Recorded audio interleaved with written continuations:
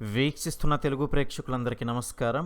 ఈ వీడియోలో పెన్షనర్లకు సంబంధించి కొన్ని ముఖ్యమైన అప్డేట్స్ అయితే ఉండబోతున్నాయి. స్కిప్ చేయకుండా చివరిదాకా చూసినట్లయితే మొత్తం ఇన్ఫర్మేషన్ మీకు అర్థమవుతుంది. ఇక లేట్ చేయకుండా వివరాలు ఏంటనేది చూసేద్దాం. ఆంధ్రప్రదేశ్లో ఎన్టీఆర్ భరోసా పెన్షన్లకు సంబంధించి ప్రభుత్వం తనిఖీలు నిర్వహిస్తున్న సంగతి తెలిసిందే.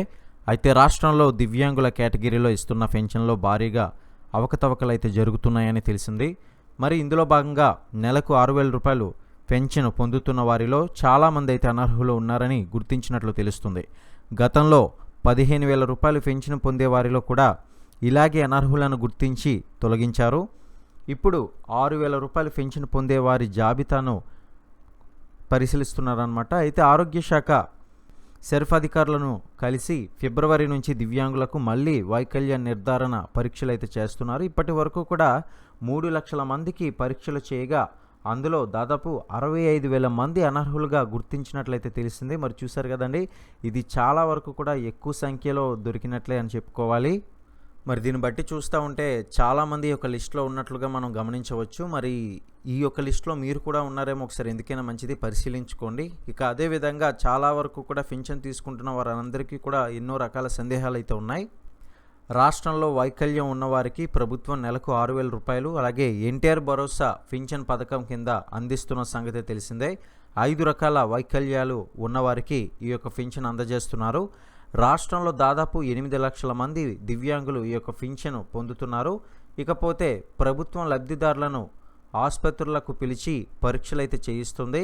ఇక వీరిలో సగం మందికి ఆర్థో సమస్యలు అయితే ఉన్నాయి.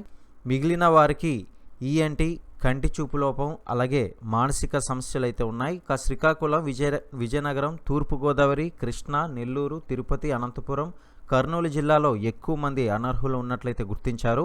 ఇక ఆర్థో, మానసిక మరి అదేవిధంగా ఈఎన్టీ సమస్యలు ఉన్న వారికి నవంబర్ లేదా డిసెంబర్ వరకు కూడా వైద్య పరీక్షలు అయితే చేసే అవకాశం ఉంది.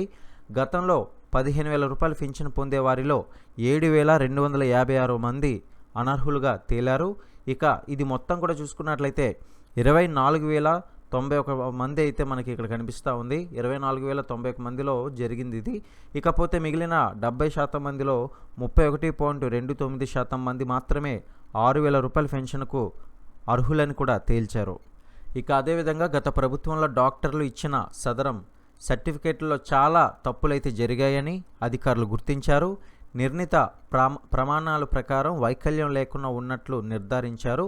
ఇకపోతే డాక్టర్లు సైతం ఈ రకంగా డ్రామాలు ఆడడం అనేది ప్రభుత్వానికి ఒక రకంగా నిజంగా భారం పడినట్టు అని చెప్పుకోవాలి. అయితే కొంతమందికి 30% వైకల్యం ఉంటే వారికి 40% ఆ పైన ఉన్నట్లు నమోదు చేయడంతో 6,000 రూపాయలు మరి పెన్షన్ పొందేందుకు అర్హత లభించింది అంటున్నారు అధికారులు.